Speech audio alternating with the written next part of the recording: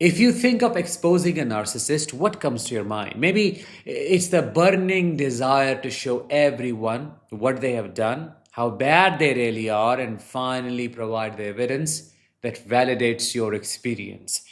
You have probably imagined confronting them with screenshots of witness testimonies or a perfectly crafted email that lays out all their lies and manipulations. But the harsh truth is, this approach almost never works. Why?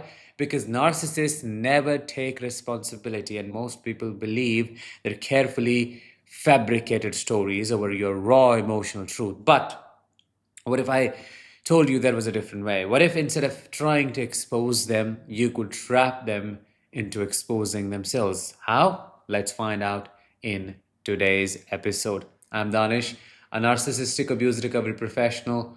Welcome to my channel. Today, we are going to learn how to trap a narcissist into exposing themselves. I have always said this: the biggest weapon you can use against a narcissist is your silence, but not just any silence, it's strategic silence.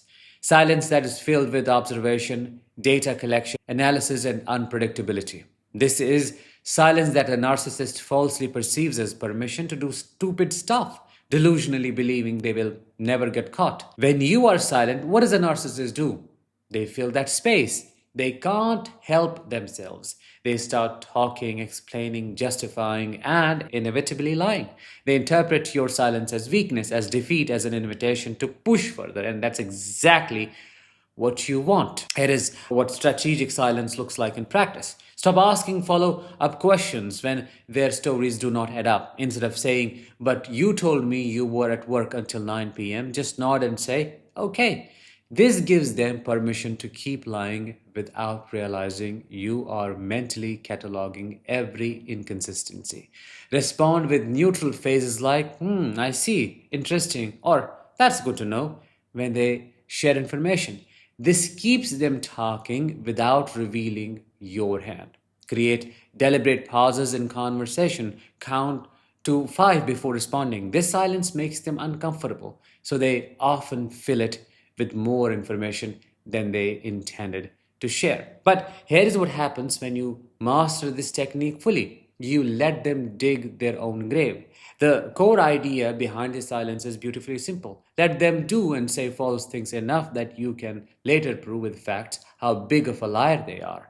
This way, you can destroy their credibility using their own words and actions.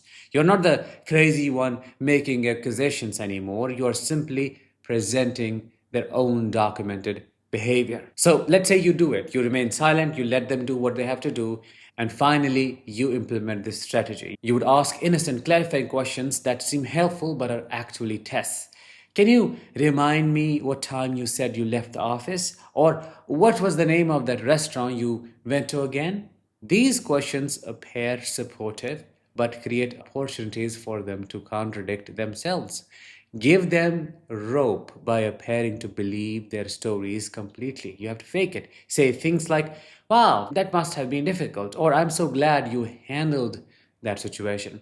This false validation encourages them to embellish and add more details they will later have to remember. They don't remember things they've said or done. Create situations where they have to repeat their stories, bring up past events casually in conversation weeks later. "Remember when you told me about that big meeting? How did that turn out?" Watch for changes in their narrative. This brings us to an important principle: the art of letting them strike first. So, let's say you have done your silence part well, and then you are cornering them, you're gathering evidence, you are watching for patterns, you're observing, you are analyzing the data that you have. Then what you would want to happen is you would want them strike first. Why? You will understand in a minute. Let them foolishly strike, thinking they're hurting you, while you are actually harnessing energy to strike from the shadows once and for all. As they say, revenge is best served cold. You have to use their own traits against them. Narcissists are reactive, impulsive, selfish, and want instant gratification, don't they? These are qualities of a highly immature and unintelligent individual, despite how smart they think they are. While in their head they think they are building a case against you, you are actually letting them dig their own grave, as I said before. So, how would you implement this? Stop defending yourself immediately when they make accusations. Instead, say something like, I can see you feel strongly about this, don't you? And then go quiet. This perceived weakness encourages them to escalate and reveal more of their true nature. Appear vulnerable or defeated when they attack. Narcissists cannot resist kicking someone when they are down, so they will overreach and expose their cruelty to others. Do not correct their lies about you in the moment. Let them build an elaborate false narrative. The bigger the lie, the harder it falls when you eventually present the truth. Now, all of this leads to the most crucial element: timing. Timing is everything. You just have to act with integrity, righteousness, and self respect, and that too when the time is right. Not too early, not too late, but precisely when they expect they are winning. That is when you turn their world upside down and watch them react in a way that will further expose them. Here is how to time your reveal perfectly. Assuming you have done the silence part well, and then you have let them speak, you have gathered evidence properly, you have let them build the narrative, and you have let them strike a lot. What you will do then is you will wait for them to make a public statement or commitment based on their lies. The more witnesses to their false narrative, the more embarrassing their eventual exposure becomes. Choose moments when they are feeling most confident and secure. This is usually right after they think they have delivered a devastating blow to you or achieved something they have been working toward. Strike when they have just doubled down on their lies. If they have recently repeated or expanded their false narrative, that is when presenting contradictory evidence has maximum impact.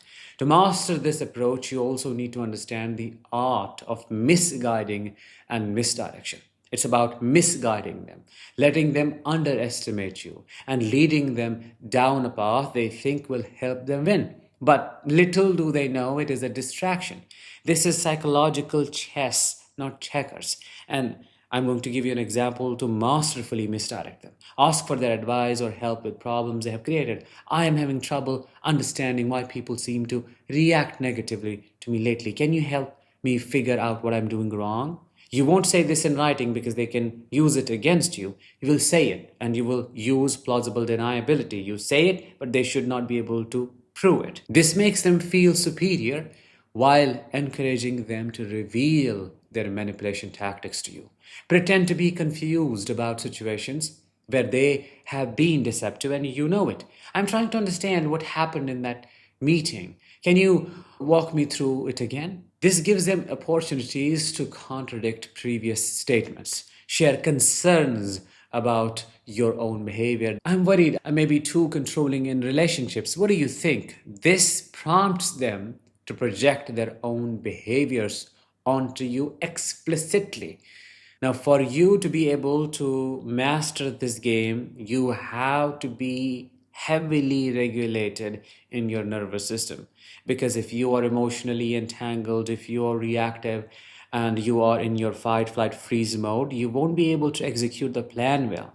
For you to be able to do what I am sharing with you and employ these tactics, you have to know what's going on, not only externally, but primarily internally. You have to be in control of your emotions and master the management of impulses because you are a human being and you are going to feel the urges to explain, you are going to feel the urges to argue and defend, but you have to suppress them. You have to take control back and wait for the right moment. Now, another key component of this strategy is the unpredictability factor. Narcissists need to predict and control their environment. When you become unpredictable in your silence, it drives them crazy. They do not know what you are thinking, planning, or feeling. This uncertainty makes them sloppy. And here is an example of how to become strategically unpredictable. Vary your response patterns. Sometimes react emotionally to their bait, sometimes remain completely calm. This inconsistency creates anxiety and makes them try harder to get a reaction from you. Change your communication randomly. One day, be very chatty. The next day, give only one word responses. This keeps them guessing about your emotional state and intentions. Alternate between appearing interested in their stories and seeming distracted. This unpredictability makes them work harder to capture your attention, which leads to more exaggerated lies. While you are implementing all these techniques, you need to master the documentation process as well.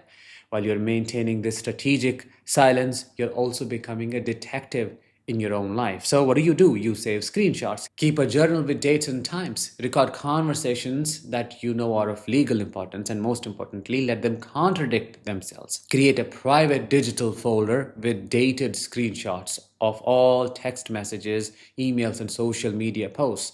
Do not organize it yet, just collect everything chronologically. Keep a simple daily log with 3 columns: date, what they said, and what actually happened. This pattern recognition becomes powerful evidence over time. Use your phone's voice memo app to record your own recollections immediately after conversations or interactions or encounters. Include direct quotes when possible and note any inconsistencies with previous statements. All of this preparation leads to the most devastating moment, which is delivering a blow in the most destructive way imaginable. You're not doing this to prove anything to the narcissist. That's not the point. You do not present your evidence to them at all. You take that carefully documented evidence and present it where it matters the most. And certainly that is not a narcissist. Present it in the court system where custody or divorce is involved. Present it to the employers when workplace harassment is the issue. Present it to the mutual friends, family members, or people who have real power in the situation to heavily impact the narcissist's life and reputation in some way. But remember, exposing them must have a bigger goal. You cannot be putting all this work and laying this elaborate ambush just to make them feel ashamed. No, it's not worth it. Shame rolls off a narcissist like water off a duck's back. So here is how you deliver maximum impact. Target their professional reputation where it will cost them career opportunities. Submit documented evidence of their lies and manipulations to licensing boards, professional associations, or their superiors.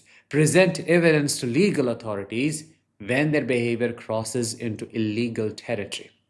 Your documentation becomes the foundation for restraining orders, criminal charges, or civil lawsuits.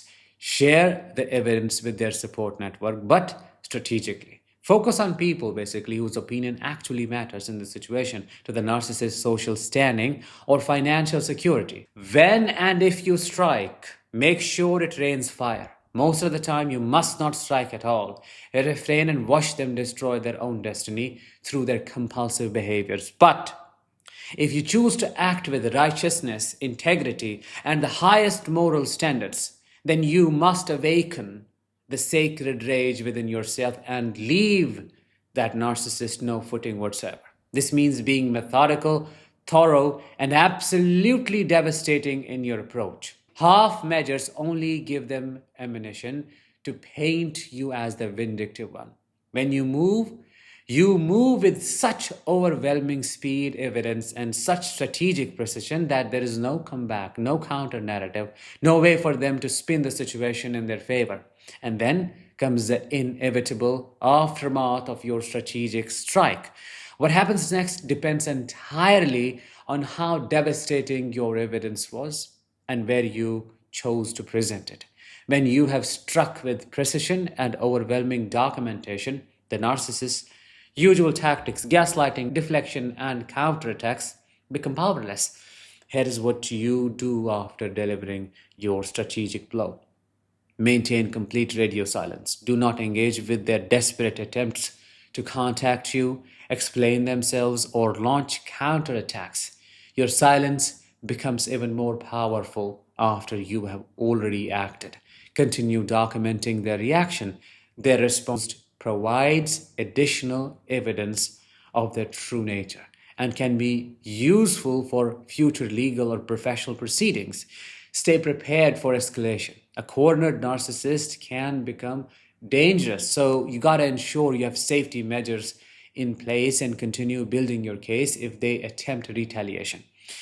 Let me leave you with this final thought. Remember, this is not about revenge. I'm not teaching you how to take revenge. It's about protection. It's about creating a clear record of reality when you are dealing with someone who specializes in distorting it. Sometimes the best way to reveal a liar isn't to call them a liar, but to simply let them talk long enough to prove it themselves. The narcissist's greatest weakness is their own ego, their need to be right, their compulsion to have the last word.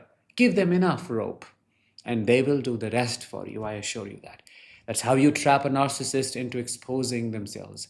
Use these techniques wisely. And remember, your silence is your greatest power, and I have proven that to you today. Let me know in the comments if you have used any of these tactics on your own to defeat the narcissist. If yes, did they help you? Did they work? In what way? Share your experiences because you might end up helping a lot of people. With that, let's bring this episode to an end. Thank you so much for listening. I will talk to you in the next one. Until then, as always, let the healing begin and continue.